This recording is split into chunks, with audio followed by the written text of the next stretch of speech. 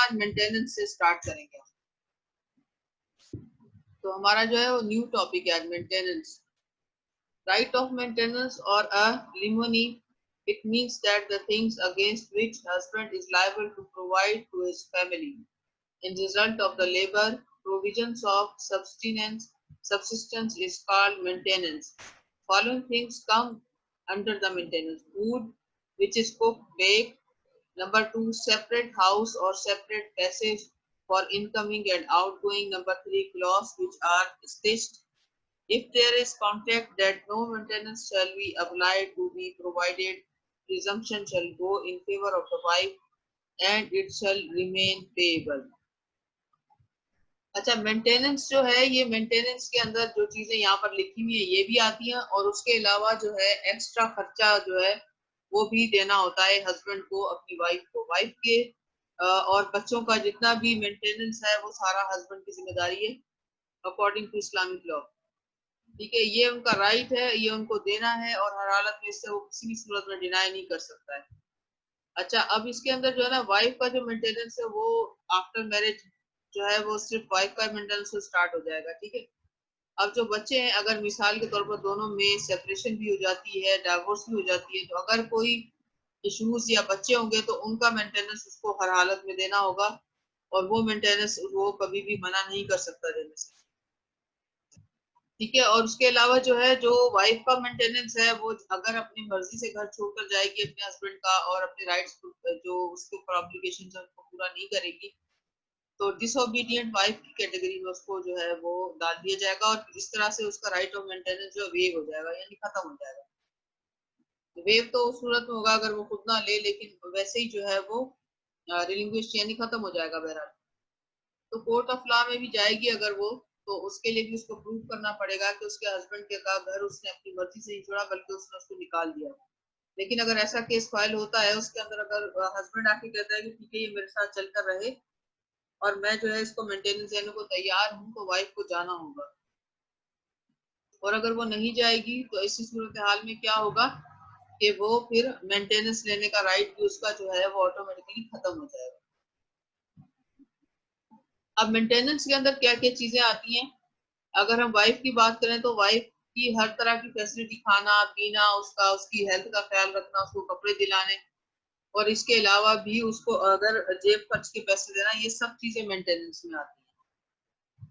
और इस तरीके से अगर हम बच्चों की बात करेंगे तो बच्चों की हेल्थ, बच्चों का खाना पीना, उनके कपड़े, उनकी एजुकेशन और उनकी वेलफेयर हर तरह से, और ये सारी चीजें बच्चों की भी जो है वो मेंटेनेंस में आएंगी। हम स्टार्ट लेते हैं वाइफ के मेंटेनेंस। ठीक है, if there is a contract that no maintenance shall be payable. अब अगर कोई कॉन्ट्रैक्ट कर देता है कि मैं जो है मेंटेनेंस नहीं दूंगा और उसकी वाइफ एक्सेप्ट भी कर लेती है, लेकिन फिर भी ऐसी सूरत हाल में भी अगर वो कोर्ट ऑफ लॉ में जाएगी तो प्रिजम्पशन ऑफ लॉ या इस्लामिक लॉ ये है कि husband is bound to give the maintenance, और ये भी औरत को के अगेंस्ट में नहीं जाएगा बल्कि ये भी उसके उल्टा फेवर में ही जाएगा, और वो पेएबल रहेगा जब तक कि वो उसको पे नहीं कर देता husband. When it becomes payable, ये कब ड्यू हो जाता है, पेएबल किस वक्त होता है? It becomes due on the following reasons. Number one, in presence of a valid contract of marriage. जैसे ही औरत और मर्द की शादी होती है वैसे ही जो है वो वाइफ का राइट मेंटेनेंस का ऑटोमेटिकली क्रिएट हो जाता है। Number two, wife is able for intercourse, she has admitted age, attained the age of the puberty and no suffering from any dread disease।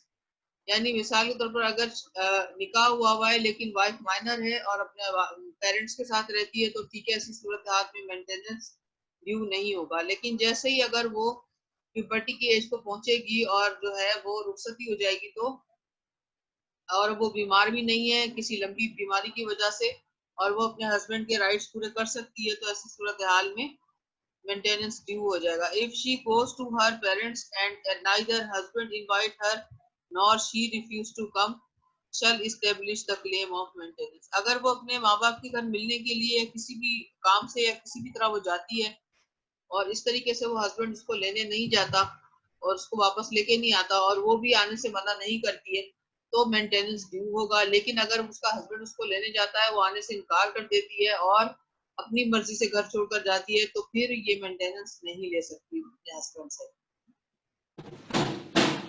She अच्छा, अब इसके अंदर एक और चीज भी है कि जो वाइफ के जो मामलात हैं वो अपने हस्बैंड के जो है अंडर कंट्रोल, यानी कि उसकी जो है सुपरविजन के अंदर होने भी जरूरी है। ऐसा नहीं है कि वाइफ अपनी मर्जी की लाइफ लीड कर रही है और फिर वो अपने हस्बैंड के राइट्स भी एक्सेप्ट नहीं करती है, तो ऐसी सूरत हाल में भी मेंटेनेंस वो नहीं ले सकती। If she goes to her parents, अच्छा ये वाला तो हमने पढ़ लिया। नेक्स्ट हमारा 5 है कि if wife refuse to come to husband's house and under her refusal is justifiable make claim due. अगर वो आने से इनकार तो करती है लेकिन उसकी कोई वजह है, रीजन है बहुत बड़ी, यानी मिसाल के तौर पर हस्बैंड जो है वो उसको माल ट्रीट करता है, माल ट्रीटमेंट पे तो आप देखें मार पीट आती है, क्रूअल उसका जो है वो एटीट्यूड आता है, ये सारी चीजें आती है। अगर उसका एटीट्यूड ठीक नहीं है और वो मारपीट करता है, इस वजह से वो वाइफ वापस नहीं आती, तब भी उसका क्लेम ड्यू रहेगा। If husband enter into second contract of marriage and the former wife resides with her parents, she shall have right to claim maintenance. और अगर हस्बैंड सेकंड मैरिज कॉन्ट्रैक्ट कर लेता है और अपनी वाइफ जो उसकी फर्स्ट है वो पेरेंट्स के पास रह रही है, ऐसी सूरत हाल में वो उसको लेकर भी नहीं आ रहा, तब भी वो मेंटेनेंस क्लेम कर सकती है। और कब ये पेएबल नहीं होगा? When it is not payable, there are certain reasons in which the maintenance is not payable, such as number 1, when husband becomes person of unsound mind, यानी अगर हस्बैंड जो है वो अनसाउंड माइंड हो जाता है और वो मेंटल कैपेसिटी उसकी नहीं रहती है ठीक, वो बात को समझने के ही लायक नहीं है, ऐसी सूरत हाल में भी औरत मेंटेनेंस क्लेम नहीं कर सकती। Number 2, when she goes for pilgrimage without permission of her husband, if the pilgrimage is obligatory, then under Shia law it shall remains due while it shall eradicate of her right in Sunni law. In majority view, if she is working lady and proceed to pilgrimage without permission, it shall lapse her right. यानी अगर कोई औरत जो हज अदा करने के लिए जाती है और हज अदा करने के लिए जाने के लिए ना तो वो अपने हस्बैंड से परमिशन लेती है और ना कोई चीज, तो इस सूरत हाल में वो जो है मेंटेनेंस का राइट उसका खत्म हो जाएगा। लेकिन अगर वो अपने हस्बैंड की परमिशन से उसकी मर्जी से गई है तो जब कभी भी वो वापस आएगी उसके उसका जो खर्चा है, जो उसका मेंटेनेंस है, वो ड्यू रहेगा। लेकिन अगर कोई औरत वर्किंग लेडी है, वो अपना हज का खर्चा भी खुद उठा रही है और वो विदाउट परमिशन अपना हज का इंतजाम खुद अपने पैसों से कर लेती है और वो चली जाती है, ऐसी सूरत हाल में वो वापस आकर खर्चा क्लेम नहीं कर सकती। अगर औरत किसी वजह से सजा याफ्ता हो जाती है, उसको सेंटेंस हो जाता है, व्हेन शी बिकम्स प्रिजनर, तब भी उसका राइट वेव हो जाएगा, मतलब सॉरी खत्म हो जाएगा उसका राइट। अच्छा, व्हेन शी बिकम्स डिसोबीडिएंट, अब डिसोबीडिएंट वाइफ की जो डेफिनेशन है वो ये है कि अगर वाइफ जो है अपने हस्बैंड के राइट्स को पूरा नहीं करती है, और दूसरा ये कि जब कभी भी वो अपने पेरेंट्स के घर गई या उसको छोड़कर चली जाती है तो अपने हस्बैंड के वापस लेने के लिए इनवाइट करने के ऊपर भी वो नहीं आती है और अपने तमाम मामलात को सेपरेट कर लेती है, तो ऐसी सूरत में वो वाइफ जो है डिसोबीडिएंट वाइफ की कैटेगरी में आएगी और ऐसी सूरत हाल में वो अपना खर्चा क्लेम नहीं कर सकती। When husband is transferred from one place to another and she refused to live with him, discharge his liabilities. अगर हस्बैंड का ट्रांसफर किसी दूसरे शहर हो जाता है और वो उसके साथ जाने से इनकार कर देती है और अपनी जिम्मेदारियां पूरी करने से इनकार कर देती है, तो ऐसी सूरत हाल में भी वो किसी भी तरह से अपना खर्चा क्लेम नहीं कर सकती। अच्छा, अब नेक्स्ट पैरा पे आ जाते हैं। When she enters in apostasy, अगर वो अपना जो उसका मजहब है इस्लाम उसको छोड़ देती है और वो जो है दूसरा कोई मजहब इख्तियार कर लेती है, तो ऐसी सूरत हाल में भी वो अपना खर्चा क्लेम नहीं कर सकती और अगर शौहर चाहे तो उससे अलहदगी भी इख्तियार कर सकता है। When husband dies and she remains in iddah, अब जब हस्बैंड की इंतकाल हो जाता है तब भी, और ऑब्वियसली जब एक बंदा दुनिया में ही नहीं रहा तो वो कहाँ से खर्चा अदा करेगा, ठीक है। तो अच्छा, यहाँ तक तो ये हमने पढ़ लिया है, ये हमारा टॉपिक आज का जो मैं पढ़ाना चाह रही थी वो ये हो गया, इससे ज्यादा हम नहीं पढ़ेंगे आज, इतना काफी है। अब आप मुझे बताएं इसमें से कितना आपको समझ आया और कौन सी आपको कोई क्वेश्चन पूछना हो तो पूछिए। जी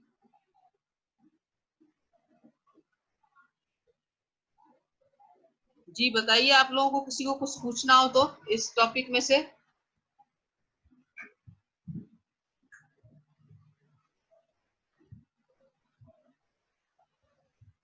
आप लोगों को समझ में आ गया यहाँ तक?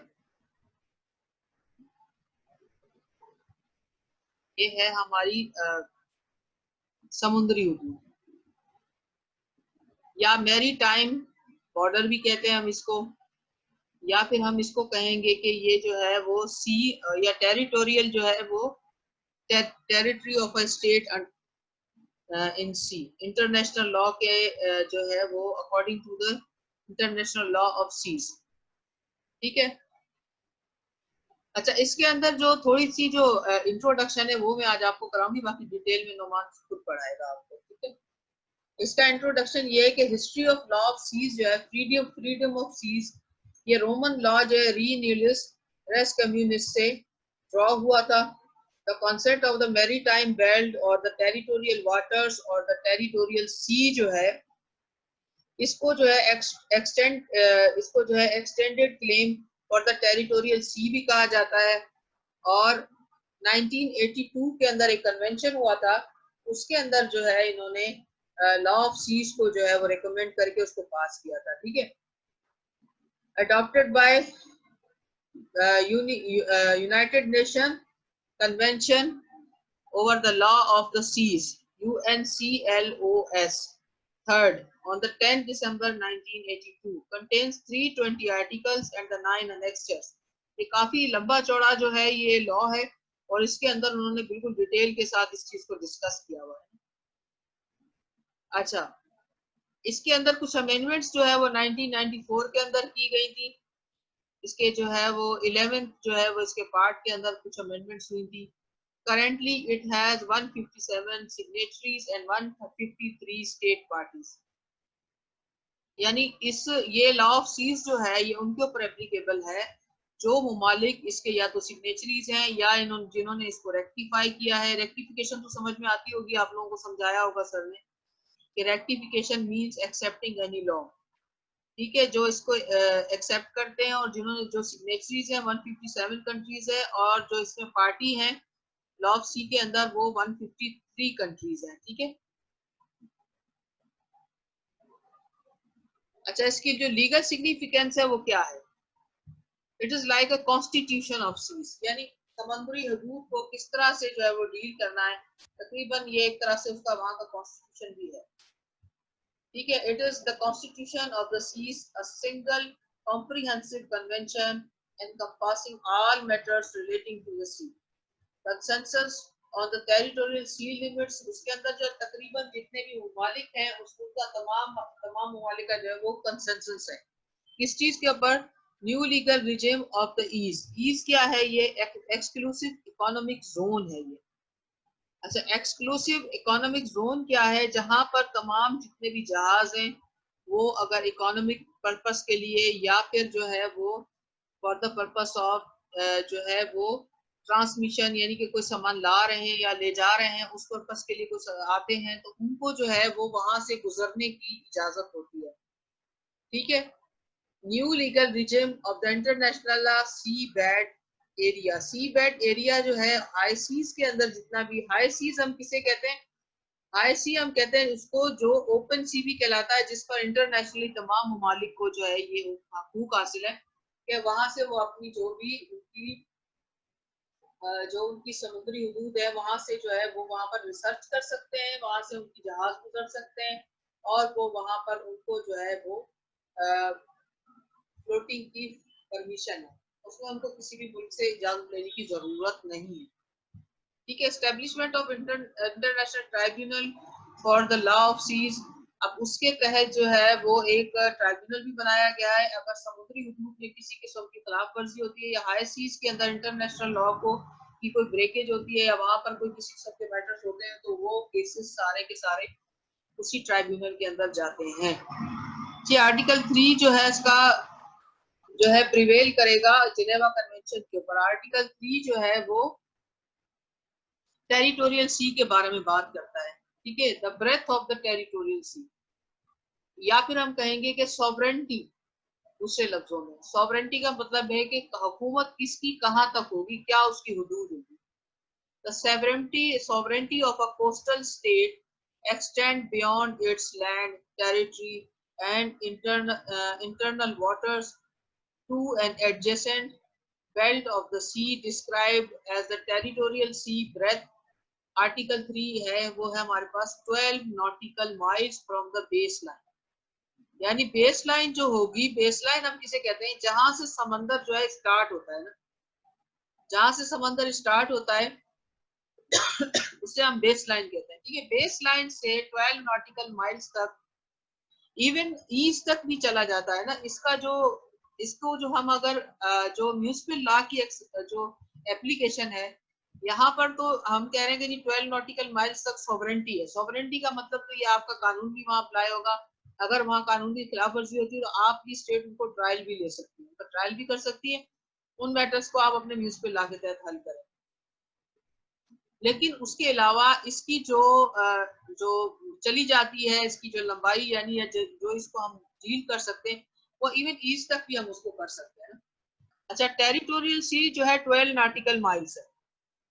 अब ये देखें कि इसके अंदर आपको जो है वो पूरा इन्होंने एक्सप्लेन किया हुआ है कि कंटीजियस जोन जो है वो कहलाता है जो कि आपका 12 नॉटिकल माइल्स आपका जो एरिया है, यानी कि बेस लाइन से। अब ये बेस लाइन कहाँ है?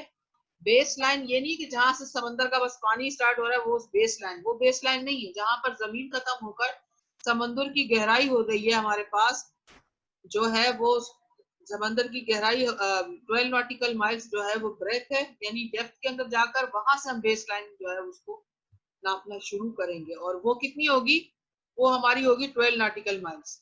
और ये जो एरिया है 12 nautical up to 12 nautical miles, ये जो एरिया है ये हमारा टेरिटोरियल सी भी कहलाएगा और ये कंटीजियस जोन भी है।